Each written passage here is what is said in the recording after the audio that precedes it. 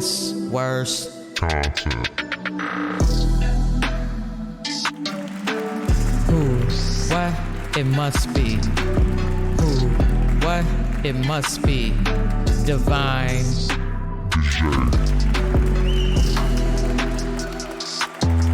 It's spiritual warfare out here. It's spiritual warfare out here. That's why we must stay protected and equipped with these self-healing affirmations with a twist. Best, worst content? Oh yeah, that's the brand. That's the foundation to this healing journey. That not great, not good enough, but you fuck with it content. I am not my diagnosis. I am not what I've been through. You can beat me verbally, physically, mentally, emotionally, but you can't destroy me. I rise up, weathering storms no matter what.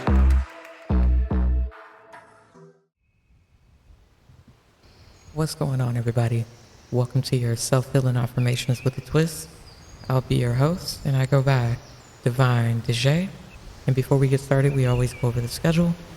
You can expect these affirmations at the beginning, middle, and end of the week. So Monday, Wednesday, Friday. Each week would be a different theme to give context to the affirmation. And be advised, this content is for a mature audience.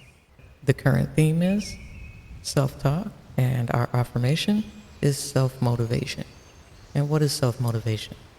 How I see it, standing behind yourself as a drill sergeant. As your own drill sergeant, you must be willing to drive yourself from a place of complacency, accountability, uncomfortability, and vulnerability. It's fairly easy to succumb to our circumstances. So a little story time.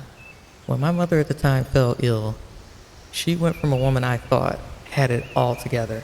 And when I say all together, I mean the way that she handled adversity or situations that, we might see as like, oh my God, how did she get through that?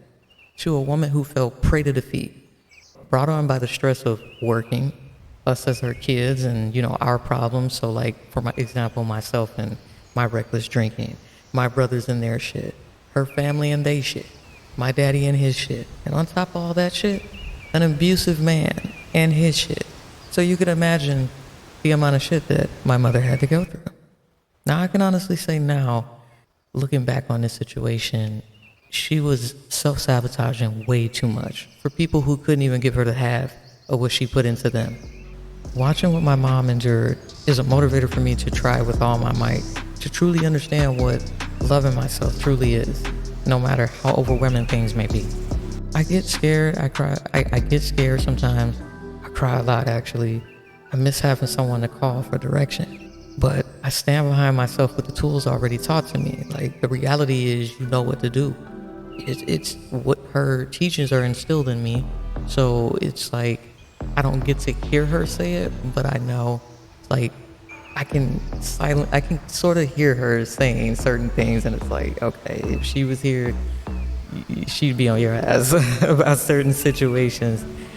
So it's like she's a spiritual guide. She's a spirit guide now. I say to myself, I refuse to be a victim to my abusers. I refuse for them to take my future from me. I refuse to continue to be the company for their misery. Get behind yourself today and become a walking army within yourself. Remember, these abusers are cowards. Your true, authentic self alone will destroy them. So just continue to be you. Continue to walk in your truth. And until we meet again, remember, it's one love. One love is for self. Peace.